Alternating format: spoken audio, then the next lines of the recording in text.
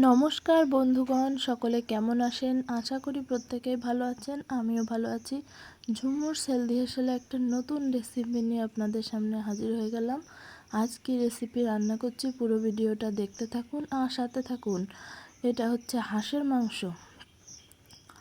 তো দেশি হাঁসের মাংস বাজার থেকে আনা হয়েছিল, খুব সুন্দর করে পরিষ্কার করে কেটে খুব সুন্দর করে পরিষ্কার করে ধুয়ে বেছে নিয়েছি।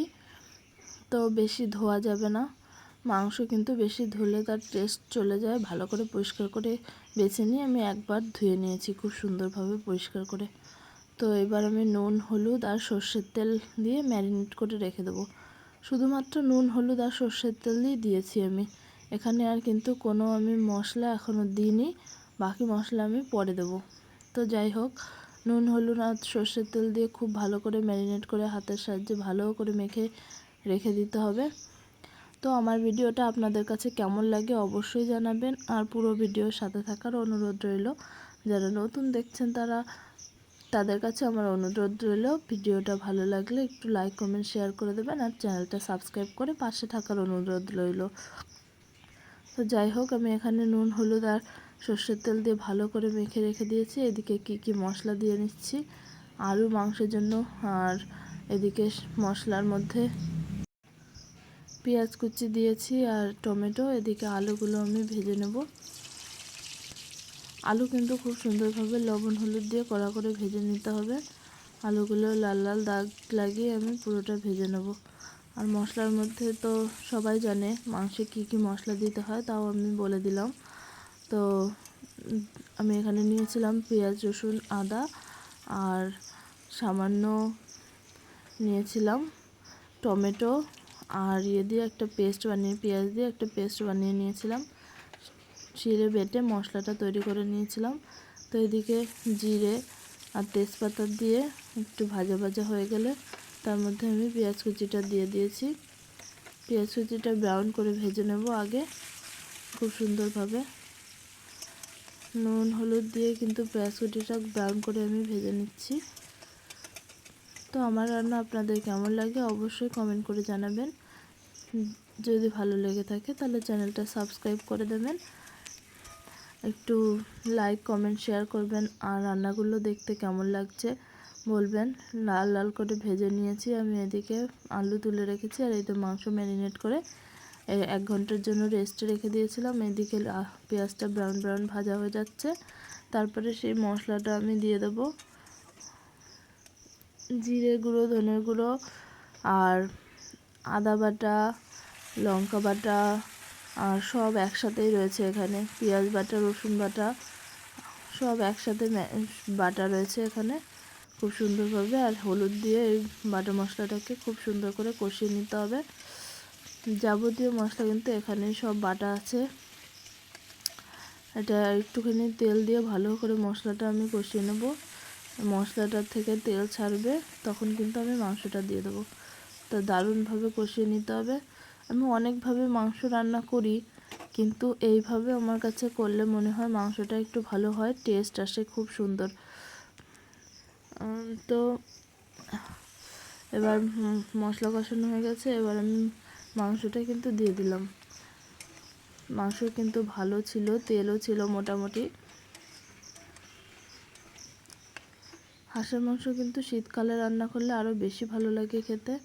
তো এই সময় খারাপ লাগেনি, কিন্তু খুব দুর্দান্ত হয়েছে খেতে মাংসটা।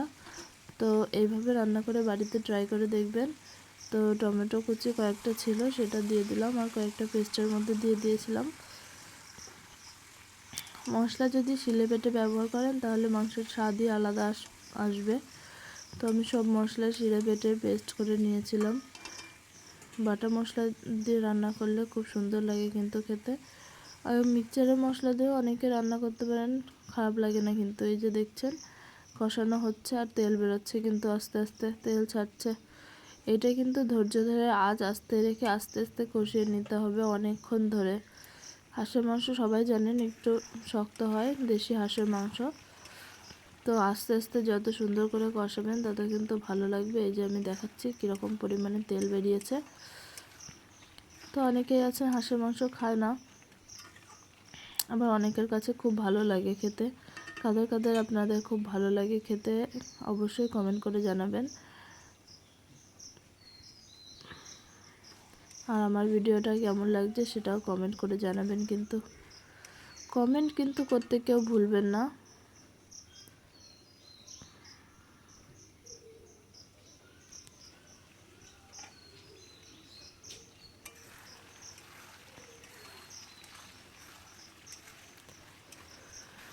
খুব সুন্দর করে এইভাবে নেড়ে নেড়ে কষিয়ে নিতে হবে মাংসটা।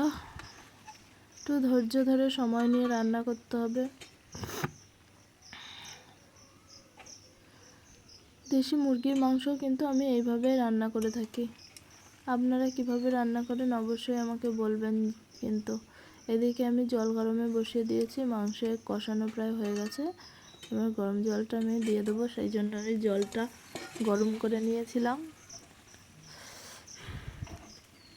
তো জানেন অনেকে হাঁসের মাংস খায় না, যারা পড়াশুনো করে তাদের তো হাঁস তো সরস্বতী ঠাকুরের বাহন, তাই খেতে চায় না। তো আমিও খেতাম না, এখন আর একটু একটু খাই। তো এমনি খারাপ লাগে না, কিন্তু শীতকালে তো হাঁসের তেল হয়, খুবই সুন্দর লাগে খেতে। তো মাংস কিন্তু রান্না করার কয়েকটা প্রসেস আছে, যে প্রসেসগুলোই কিন্তু মাংসের স্বাদ আরও বাড়িয়ে দেয়। তো আমি এখানে কিন্তু সামান্য গরম মশলা কিন্তু মশলার সাথে বেটে নিয়েছিলাম প্রথমে, ঠিক আছে। সামান্য গরম মশলা আর লাস্টে দেবো সামান্য। দেখছেন কিভাবে তেল বেরিয়েছে। এটা কিন্তু শীতকালের হাঁস নয় এখনকার। শীতকালে হলে কীরকম লাগবে বলুন তো, আরও সুন্দর লাগবে। তো এদিকে ঝোল প্রায় কমে এসছে। এবার আমি কিন্তু সিটি দিয়ে নেবো 3টে। প্রেশার কুকারে একটু শক্ত শক্ত থাকে তো, একটু নরম ভাব আসবে, খুব ভালো লাগবে খেতে। বেশি শক্ত শক্ত থাকলে তো অনেকের প্রবলেম হয়, খেতে পারে না কিন্তু। তো আমি এবার একটু প্রেশার কুকারে মাংসটা ঢেলে নেব এইভাবে। আমি কিন্তু আলু ভেজে তুলে রেখেছিলাম, আলু কিন্তু আমি ঝোলের মধ্যে দিইনি এখনও, তাই জন্য আলুগুলো আমি কিন্তু এবার দিয়ে দেবো মাংসের ভিতরে। প্রেশার কুকারের মধ্যে দিয়ে দেবো, এমনি সিটিতে সিদ্ধ হয়ে যাবে। এই যে ভাজা আলুগুলো আমি দিয়ে দিচ্ছি। তো আমি যেভাবে দেখাচ্ছি, একটু গরম মশলা দিয়ে দিলাম মাঝখানে, আর একটু দিয়ে দিলাম, আর আগে একটুখানি দিয়েছিলাম। তো এইভাবে একটু প্লিজ আপনারা বাড়িতে ট্রাই করে দেখবেন, কেমন লাগে অবশ্যই রান্না করে বলবেন আমাকে খেয়ে। এই যে পুরো আমি দিয়ে দিয়েছি। ঝোলটা কতটা পরিমাণে আছে বুঝতে পারছেন, মাংস আর ঝোল কিন্তু লেভেলেই আছে, উপরে কিন্তু ঝোল উঠে যায়নি। এই রকম পরিমাণে মানে ঝোলটা রাখতে হবে, ঠিক আছে। আর এই যে সিটি দিয়ে দিচ্ছি আমি এদিকে, 3টে সিটি দিয়েছিলাম কিন্তু, ঠিক আছে।